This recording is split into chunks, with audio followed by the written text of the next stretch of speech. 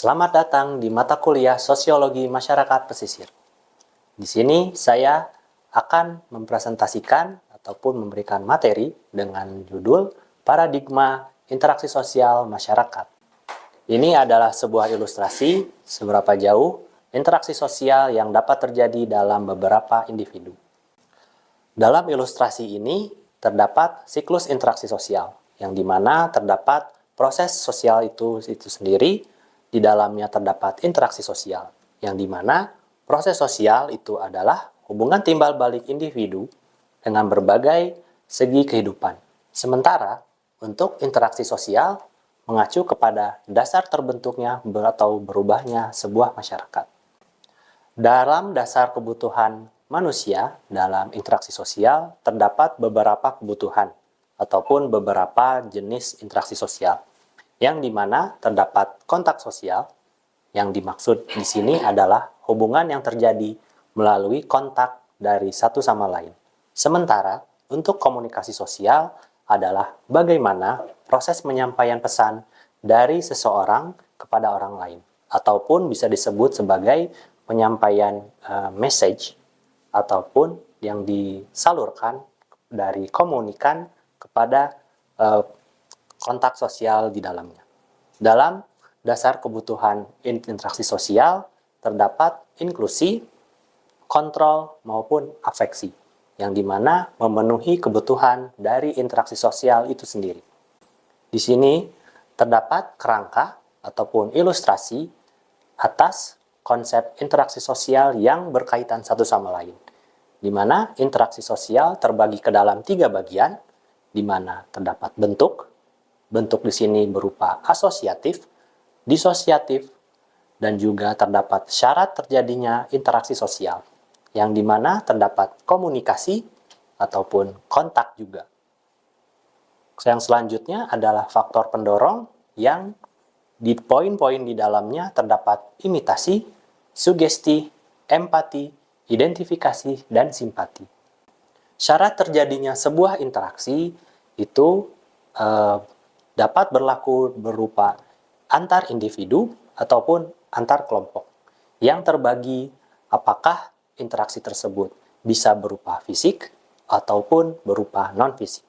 Sementara untuk komunikasi itu mengacu kepada penafsiran ataupun perilaku orang lain berupa sebuah pembicaraan, gerakan ataupun non-verbal ataupun sikap, dapat juga berupa perasaan-perasaan yang ingin disampaikan kepada pihak lainnya.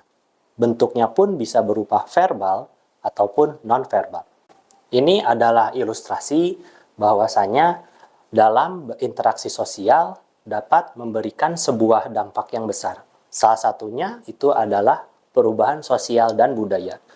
Dalam ilustrasi di sini dapat dilihat bahwasanya interaksi sosial dapat terjadi antar individu ataupun antar kelompok. Metode yang dapat terjadi dalam 2 unit pokok sosial di sini dapat menentukan sebuah sistem di mana interaksi antar individu maupun kelompok menentukan sebuah sistem yang membentuk sebuah hubungan. Ini adalah gambaran selanjutnya yang menjelaskan komponen-komponen di dalamnya dalam bentuk interaksi sosial. Yang pertama, terdapat asosiatif.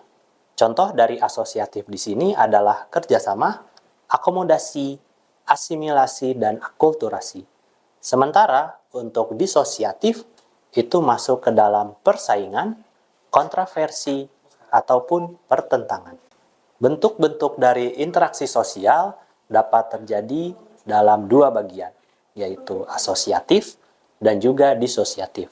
Sementara definisi dari asosiatif adalah kesamaan nilai, tujuan, pandangan, ataupun dapat menimbulkan sebuah bentuk hubungan atau yang dinamakan dengan kerjasama di dalam masyarakat. Sementara untuk disosiatif itu mengacu kepada persaingan, yang dimana secara definisi adalah proses sosial berbeda nilai ataupun pandangan yang menimbulkan kondisi persaingan dalam masyarakat. Namun, di sini dapat timbul sebuah pertanyaan, apakah persaingan di sini selalu bermakna negatif. Inilah sebuah bentuk dari asosiatif, di mana bentuk kerjasama dapat terjadi dalam beberapa bagian, yaitu terdapat kerja yang spontan, kerja yang langsung, kerja tradisional, ataupun kerjasama secara kontrak. Bentuk kerjasama dalam hal ini dalam asimilasi, maka ditandai dengan proses sosial yang ditandai dengan adanya usaha-usaha untuk mengurangi perbedaan. Sementara untuk akomodasi mengacu kepada usaha dari unit-unit interaksi sosial yang bertujuan untuk meredakan ataupun untuk meminimalisir pertentangan untuk mencapai sebuah tujuan yang sama atau dinamakan dengan sebuah kestabilan. Contoh dalam kerja spontan itu biasanya diberikan contoh istilahnya adalah memberikan kerjasama yang langsung.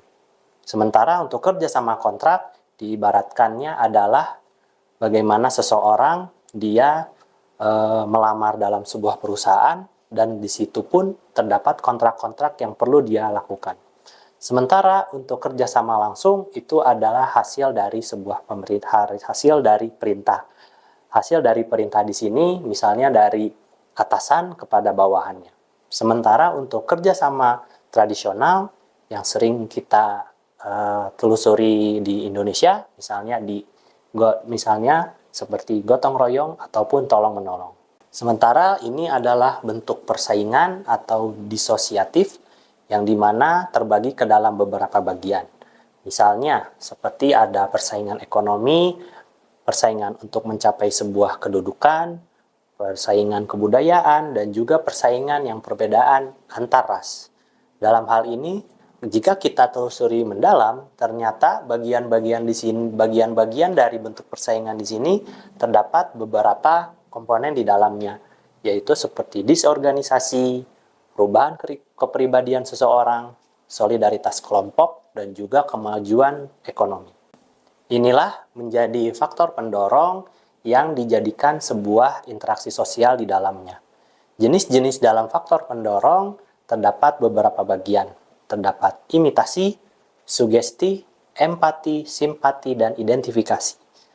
Imitasi mengacu kepada tiruan, tindakan aksi, sementara sugesti mengacu kepada pengaruh, pendapat yang hendak dikemukakan, ataupun paradigma.